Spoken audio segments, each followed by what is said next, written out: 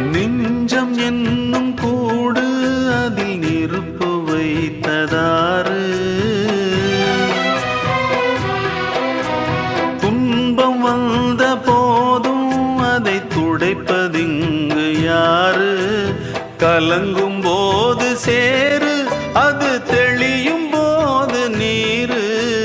கடவுள் போட்ட கோடு அதை திருத்த போவதாறு? வெந்த புண்ணும் ஆறிடுமா? வேதனை தான் தீர்ந்திடுமா? விண்ணுக்கும் மண்ணுக்கும் சம்பந்தம் உண்டுன்னு சொன்னது யாரு? அது மன்னவன் பேரு.